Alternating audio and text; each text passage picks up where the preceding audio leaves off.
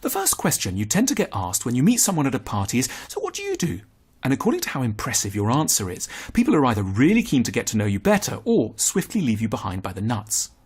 We're anxious because we live in a world of snobs, people who take a tiny part of us, our professional identities, and use these to come to a complete verdict about how valuable we are as humans. The opposite of a snob is your mother. She doesn't care about your status, she cares about your soul. Yet most people aren't our mothers, and that's why we worry so much about judgment and humiliation. It's said we live in materialistic times, but it's more poignant than that. We live in times where emotional rewards have been pegged to the acquisition of material things. What people want when they go after money, big jobs or fancy cars is rarely the things in themselves, so much as the attention and respect, if you like the love, that are given to those who have them.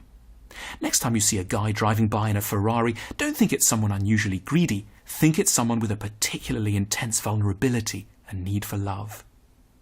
We're also anxious because we're constantly told that we could become anything. We hear it from our earliest days. It should be great that there's so much opportunity in the modern world. But what if we fail in such a world? What if you don't manage to get to the top when there was said to be every chance? The self-help shelves of bookstores are filled with two kinds of books that capture the modern anxious condition. The first have titles like How to Make It Big in 15 Minutes or Be an Overnight Millionaire. The second have titles like How to Cope with Low Self-Esteem. The two genres are related, a society that tells people they could have everything, but where in fact only a tiny minority can, will end up with a lot of dissatisfaction and grief. There's a related problem. Our societies are to a large extent deemed to be fair. Back in the olden days, you knew the system was totally rigged. It wasn't your fault if you were a peasant, and not to your credit if you were the lord. But now we're told our societies are meritocracies, places where the rewards go to those who really merit them, the hard-working, clever among us. It sounds lovely, but there's a nasty sting in the tail. If you really believe in a society where those at the top deserve to get there, that has to mean that those at the bottom deserve to be there too. Meritocracies make poverty seem not just unpleasant, but also somehow deserved. In medieval England, people used to call the poor unfortunates, literally people who had not been blessed by the goddess of fortune. Nowadays, especially in the United States, where meritocracy is big, they call them, rather tellingly, losers. We scarcely believe in luck nowadays anymore as something that can explain where we end up. No one will believe you if you say you were fired because of bad luck.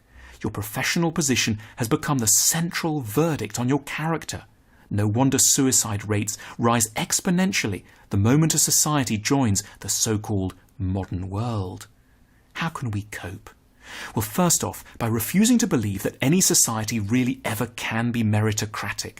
Luck or accident continue to determine a critical share of where people end up in the hierarchy.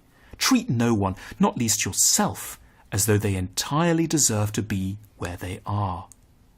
Secondly, make up your own definition of success instead of uncritically leaning on societies. There are so many ways to succeed, and many of them have nothing to do with status as it's currently defined within the value system of industrial capitalism. Those who succeed at making money rarely succeed at empathy or family life. Thirdly, and most importantly, we should refuse to let our outer achievements define our sense of self entirely. There remain so many vital sides of us that will never appear on our business cards, that don't stand a chance of being captured by that maddeningly blunt and unimaginative question. So, what do you do?